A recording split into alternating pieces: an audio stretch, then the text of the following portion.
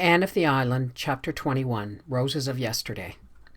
The fortnight Anne spent in Bolingbroke was a very pleasant one, with a little undercurrent of vague pain and dissatisfaction running through it whenever she thought about Gilbert. There was not, however, much time to think about him. Mount Holly, the beautiful old Gordon homestead, was a very gay place, overrun by Phil's friends of both sexes. There was quite a bewildering succession of drives, dances, picnics, and boating parties, all expressively lumped together by Phil under the head of jamborees. Alec and Alonzo were so constantly on hand that Anne wondered if they ever did anything but dance attendant on that will-o'-the-wisp of a Phil. They were both nice, manly fellows, but Anne would not be drawn into any opinion as to which was the nicer. "And I depended on you to help me make up my mind of which one of them I promised to marry," mourned Phil. "You must do that for yourself.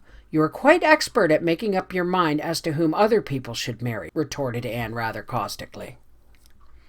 "Oh, that's a very different thing," said Phil. But the sweetest incident of Anne's sojourn in Bolingbroke was the visit to her birthplace, the little shabby yellow house in an out-of-the-way street she had so often dreamed about. She looked at it with delighted eyes as she and Phil turned in at the gate. "It's almost exactly as I've pictured it," she said. "There's no honeysuckle over the windows, but there's a lilac tree by the gate. And yes, there are muslin curtains in the windows. How glad I am it is still painted yellow." A very tall, very thin woman opened the door.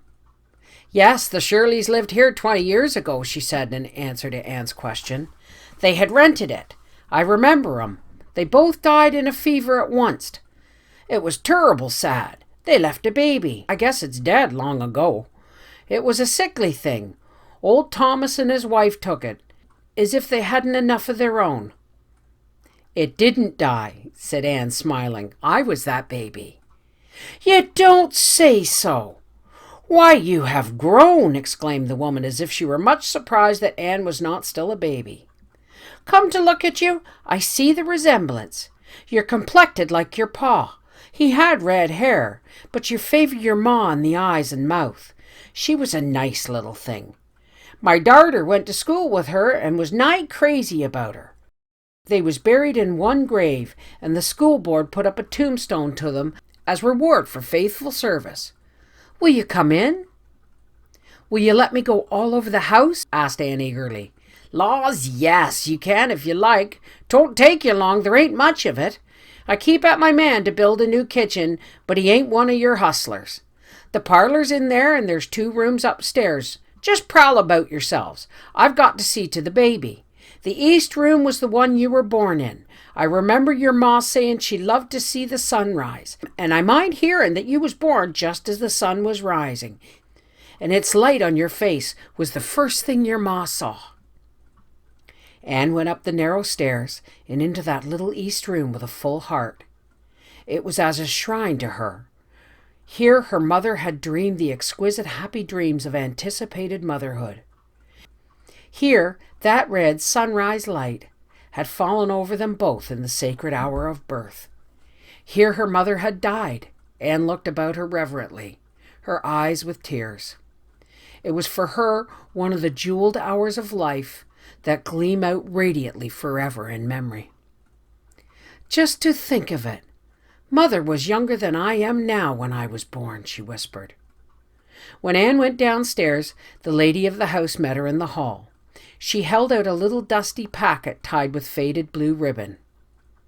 "Here's a bundle of old letters I found in that closet upstairs when I came here," she said. "I don't know what they are. I never bothered to look in them. But the address on the top is Miss Bertha Willis. That was your ma's maiden name. You can take 'em if you care to have 'em." "Oh, thank you, thank you," cried Anne, clasping the packet rapturously. "And that was all that was in the house," said her hostess. "The furniture was all sold to pay the doctor's bills. And Miss Thomas got your ma's clothes and little things. I reckon they didn't last long among that drove of Thomas youngsters. They were destructive young animals, as I mind them." "I haven't one thing that belonged to my mother," said Anne chokily. "I can never thank you enough for these letters." You're quite welcome. Laws, but your eyes is like your ma's. She could just about talk with her eyes. Your father was sort of homely, but awful nice. I mind hearing folks say when they was married that there was never two people more in love with each other. Poor creatures, they didn't live much longer, but they was awful happy while they was alive, and I suppose that counts for a good deal. Anne longed to get home to read her precious letters, but she made one little pilgrimage first. She went alone to the green corner of the old Bolingbroke cemetery where her father and mother were buried, and left on their grave the white flower she had carried. Then she hastened back to Mount Holly, shut herself up in her room, and read the letters. Some were written by her father, some by her mother. There were not many, only a dozen in all, for Walter and Bertha Shirley had not often been separated during their courtship. The letters were yellow and faded and dim, blurred with the touch of passing years. No profound words of wisdom were traced on the stained and wrinkled pages, but only lines of love and trust. The sweetness of forgotten things clung to them, the far-off fond imaginings of those long-dead lovers. Bertha Shirley had possessed the gift of writing letters which embodied the charming personality of the writer in words and thoughts that retained their beauty and their fragrance after the lapse of time. The letters were tender, intimate, sacred. To Anne, the sweetest of all was the one written after her birth to the father on a brief absence. It was full of a proud young mother's accounts of baby, her cleverness, her brightness, her thousand sweetnesses. I love her best when she is asleep, and better still when she's awake, Bertha Shirley had written in the postscript.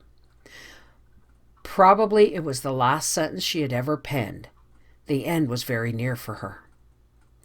This has been the most beautiful day of my life, said Anne to Phil that night. I've found my father and mother. Those letters have made them real to me. I'm not an orphan any longer.